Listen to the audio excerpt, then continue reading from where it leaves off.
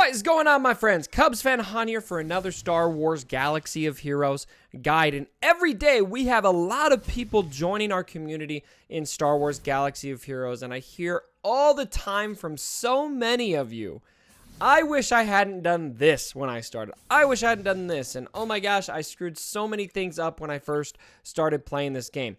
Well, let me tell you, first of all, you're not alone. A lot of us who started this, all of us who have been playing this game for a long time, all of us veterans look back and kick ourselves for mistakes that we made in this game. So in this video, I'm going to break down 6 big mistakes that beginning players tend to make, and I'm going to tell you right now, I made all of these mistakes when I first started out, and so I am not throwing anybody under the bus but myself here. Learn from my mistakes and improve so that you can maximize your efforts in Star Wars Galaxy of Heroes. Starting with mistake number 1, and these are going to be in no particular order.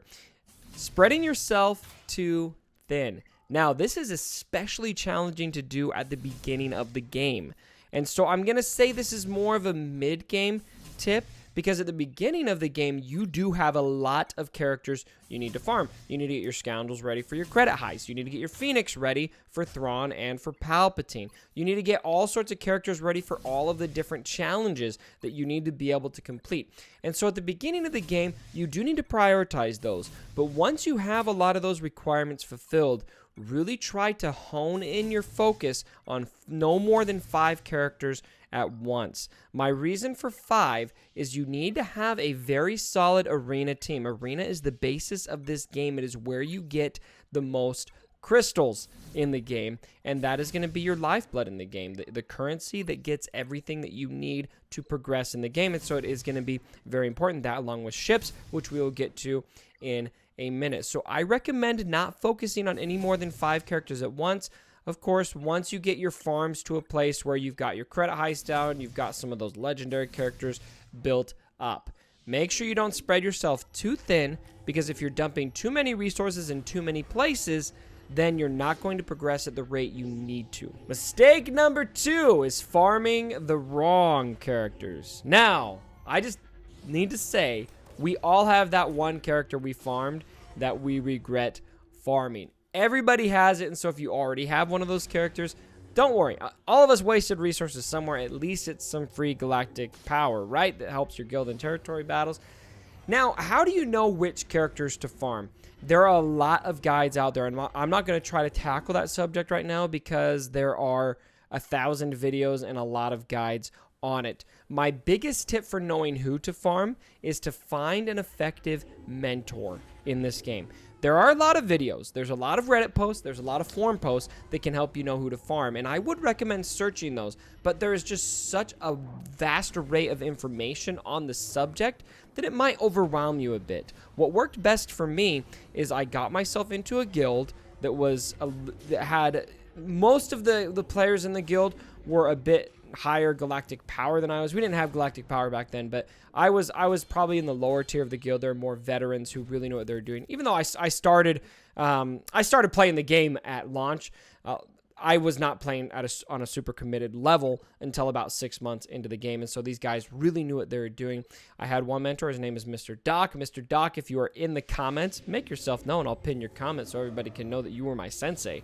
And Mr. Doc was just really good at helping me know this person's good, this person isn't, because it takes a little bit to gain that read on who's good, who is not. It seems so obvious to a lot of us endgame players, but when you're just starting out, it's not as obvious that some characters aren't good. Like, for example, Mace Windu. I would think when I first started this game, Mace Windu, I gotta have Mace Windu. It's Mace Windu. He's freaking amazing. He's not good. He's not. Don't farm him. I mean, maybe it'll be useful at some point, but it's just not that valuable of a farm. It helps to have a mentor, somebody you can go to that you trust, that knows what they're doing in the game to answer those questions for you. So find a mentor so that you don't waste resources on the wrong characters. Mistake number 3 is ignoring mods. Now, I was startled when I read from CG Carry that over half of the player base do not even equip mods to their characters. That is a startling number, and so a lot of you guys watching, I mean, a lot of you more hardcore players, this is going to sound really obvious, but a significant percentage of this game are completely ignoring mods. And for those of you that are ignoring mods, I'm confident that you're staying in the very low ranks of your arena, that you're not contributing as well as you could in territory battles and territory wars, and in raids as well. Mods are absolutely critical in this game. You need to farm them. They suck to farm. Maybe you're not farming them because you don't know how they work. If so, definitely look up some guides, get a mentor who can help explain it to you, that kind of thing.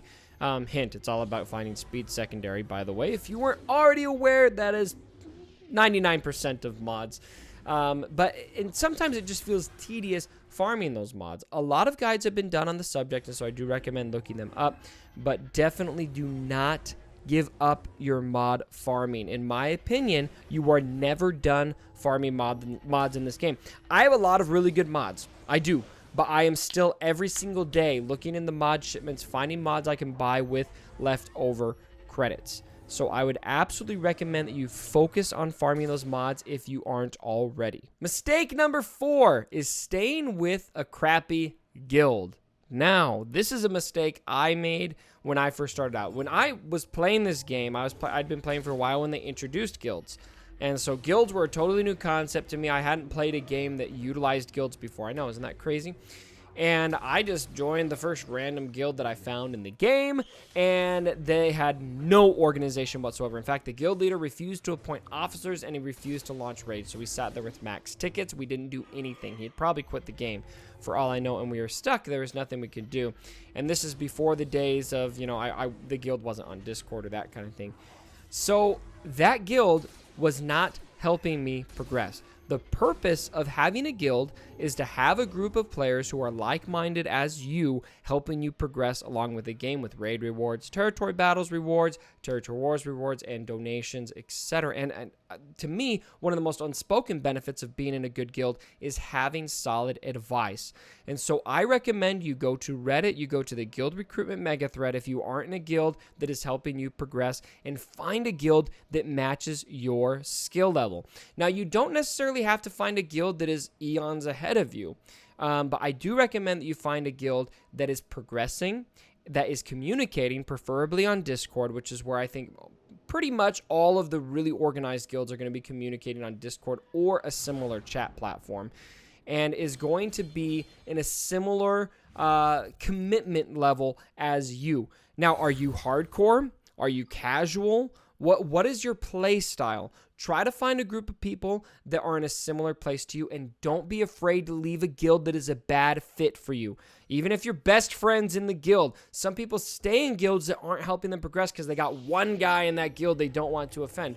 Why are you doing that? Bring that one guy with you. Go find a guild that you deserve. Go find a guild that is motivated. Go find a guild that is going to help you get the resources you deserve in this game.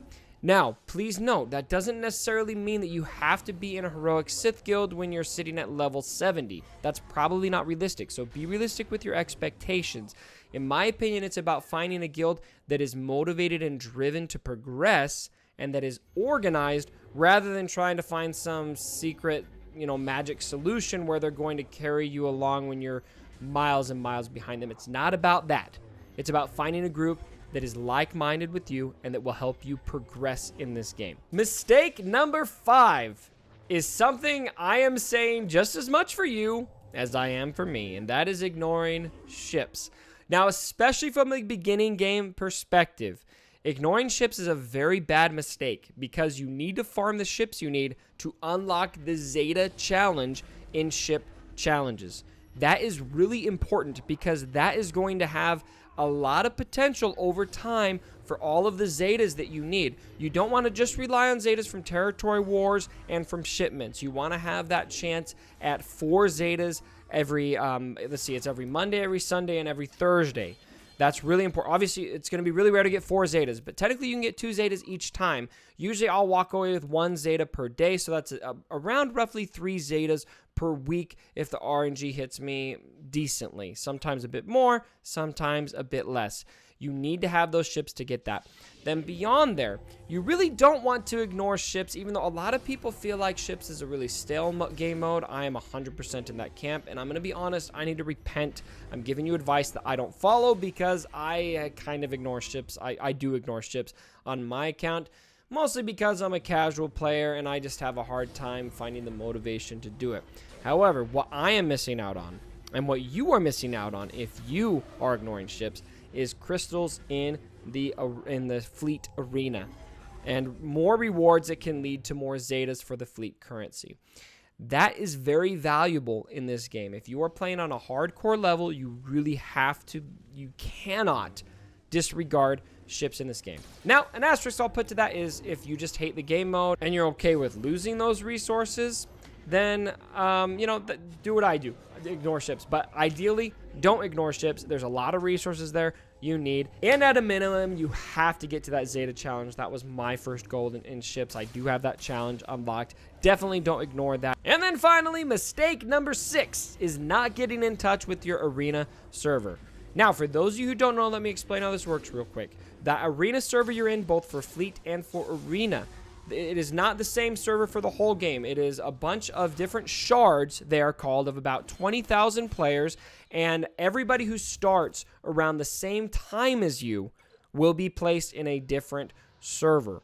At the top of that server, almost every single server, those guys are going to be in touch with each other, and they're going to be coordinating payout times. Now, if you want to see a good video explaining this, go look at Warrior's video. He posted a video on it that was really helpful in explaining exactly how this works. That if you don't understand how it works, go watch the video. It'll explain it all. But what's really important to realize is if you want to be regularly taking top spots in the arena, you will not be able to do so 99 out of 100 times if you are not in touch with the people in that server. Unless you are ready to wage a war against 20 to 25 other guys and girls who are playing this game. It is so much easier if you are coordinating with them. Now, the reason I'm putting this as a beginning game mistake that people make is because in the end game, these arena server chats, I'm in one of them. We've got about 25 guys in this chat. These servers are closing their chats. And so this has happened in my server. We have 5 or 6 guys who have tried to contact us. They want to get in. And because we have so many people in all of these payout times, the guys in my server chat and in many others have decided we have closed doors. We are not letting people in at this time. Now, I have opinions about that. I really kind of feel like it should be an open door policy. I don't see why anybody owns a payout. I won't really get into that here if it's right or wrong. It just is. That is the way it is in almost every single server. So when you are a more beginning game player, when you haven't been playing this game as long, those chats tend to be a lot more open to adding people because they aren't crowded yet. So get in there early, my friends. If you have any aspirations of finishing in the top of your arena, it's going to be very, very important for you to be in cahoots with those guys in your server so that you aren't missing out on those rewards when you're able to get to the top or if you're there already. All right, my friends, I hope this video was helpful for you. Do not make these mistakes. All of us have made mistakes in this game, and so if you have, don't beat yourself up, but I hope that this gives you at least 6 items you can potentially improve on to up your play in Star Wars Galaxy of Heroes. Let me know what you thought about my list and if any of the items were helpful for you. And all you veterans watching the video, what other tips do you have for those beginning game players? What mistakes did you make that you wish you could correct? Let me know down in the comments below. And as always, my brothers, don't forget. My dead body. Sorry about the mess.